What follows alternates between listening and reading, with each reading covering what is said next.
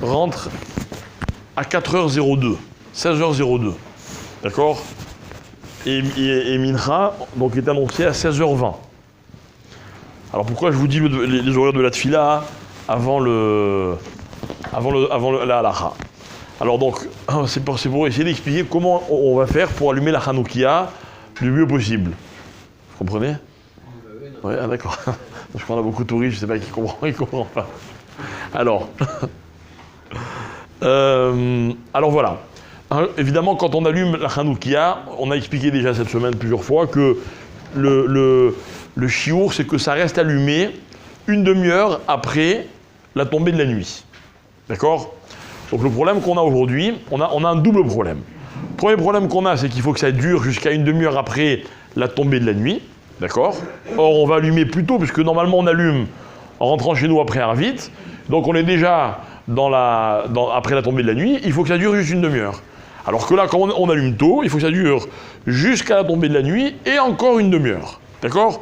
Ça, c'est le premier point. Le deuxième point, on a expliqué aussi hier que le moment de la mitzvah ne commence que à la tombée de la nuit.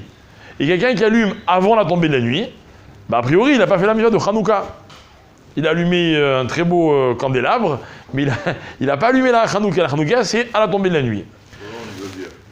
Ou alors il a fait pour hier. Maintenant, donc le problème qu'on a, c'est quoi? C'est que nous, comme c'est Shabbat, on ne peut pas allumer après la tombée de la nuit. Donc on va allumer avant, non seulement la tombée de la nuit, mais même avant le coucher du soleil. D'accord? Donc on va allumer le plus près possible du coucher du soleil. D'accord? Alors, le Rav Ovadia Yosef, il dit comme ça, il dit, enfin Rav Yitzhak Yosef, il dit, normalement, on va prendre le minhag de Yerushalayim. Normalement, on accueille à Shabbat à Yerushalayim, combien de temps avant la Shkia, avant le coucher du soleil? À Jérusalem, 40 minutes. 40 minutes. D'accord? L'horaire qu'on annonce ici et partout d'ailleurs, c'est 40 minutes avant le coucher du soleil.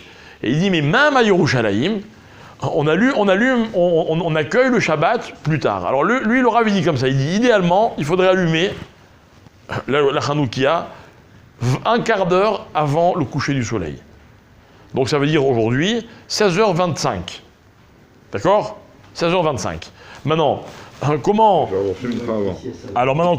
faire par rapport à Mincha? Bon, attendez, d'abord l'ordre ce serait comme ça, d'allumer la Hanoukia à 15h, à 16h27 pour être précise, ok? Comment? À Jérusalem, ok? Et donc, après d'allumer les nérodes de Shabbat, donc la femme elle allume les nérodes après, d'accord? Donc, la seule possibilité c'est d'avoir déjà fait Mincha. D'accord? Voilà pourquoi je préconise à ceux qui le peuvent, aujourd'hui, de faire Mincha le plus tôt possible, dans l'après-midi. De façon à faire Mincha, après l'allumage des bougies le plus tard possible avant Shabbat, à la 4 Nérod de Shabbat, et après, vous allez faire la tfila de Arvit. D'accord? Alors, vous allez me demander alors pourquoi dans nos horaires, on n'a pas annoncé comme ça, parce qu'il y a une clause. La clause, c'est que si on risque de perdre les clients en route, ou plutôt, si les clients risquent de se perdre, parce que c'est pas nous qui perdons, c'est eux, c'est-à-dire qu'il dit, il vaut mieux ne pas faire ça, plutôt que de rater de faire Tfila Betsibour. D'accord? Donc, si les gens, tout le monde était capable, enfin, était motivé pour faire Mincha avant, puis après, rentrer à la maison et revenir après pour Arvit, c'est l'idéal. Donc, si vous avez la possibilité de faire un minyan dans l'après-midi, encore une fois, je vous le conseille vivement. Mais si on a peur de rater, qu'il y ait des gens qui ratent minyan, il vaut mieux ne pas changer le CDR habituel. Donc, ce que je vous suggère, c'est que nous, on a annoncé Mincha à 16h20. On allumait vraiment le plus tard possible avant 16h20. Ceux qui ont l'habitude de venir à la synagogue une demi-heure avant, aujourd'hui, vous êtes exemptés. D'accord? Vous pouvez venir à l'heure, pour une fois. Ça va être quelle heure Arvit alors? Comment? Attendez, après on va voir les synagogues. Est-ce qu'on peut allumer après 16h20? On peut allumer jusqu'à 16h27. Pas plus. Pas plus, parce qu'après il faut encore... Non, parce qu'après il faut encore allumer les nérodes de Shabbat.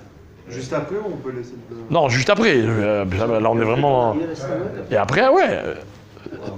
Pour Arvit, largement. Sauf si tu fais Mincha en 7 minutes. Alors, C'est une solution. il y en a qui en sont capables. Ils peuvent même Shahari dans cette minute. Même Shahari dans cette minute, ils peuvent faire. Voilà, en tout cas, voilà quelle est la halakha. D'accord? Donc je vous recommande deux choses. Mincha, si vous pouvez vous organiser, c'est mieux. Si vous ne pouvez pas vous organiser, il ne faut pas rater minyan pour ça. Et la deuxième chose, c'est de mettre une bonne quantité d'huile. D'accord? Ou si vous avez des bougies, chas v'shalom, non, enfin je plaisante, mais si vous avez des bougies, sur des bougies qui durent longtemps, ok? Et pour que ça dure jusqu'à, donc grosso modo, la tombée de la nuit aujourd'hui, c'est, on va dire non, c'est 16h55, d'accord, le début de la tombée de la nuit, d'accord, c'est 13 minutes après la shkia, donc 16h55, donc il faut que les bougies elles durent jusqu'à au moins 5h30, d'accord, donc voilà. Maintenant, si pendant Shabbat vous vous rendez compte que vos bougies, quelqu'un se rend compte que ces bougies sont éteintes avant 5h30, il n'y a rien à faire. C'est pas je vais rallumer, d'accord, c'est Shabbat, ok. Et comme il dit à un moment dans la halakha, il dit quelque chose d'intéressant, il dit quelqu'un qui a raté un jour de Hanouka, il n'y a pas de tachloumim, c'est pas que le lendemain il rallume deux.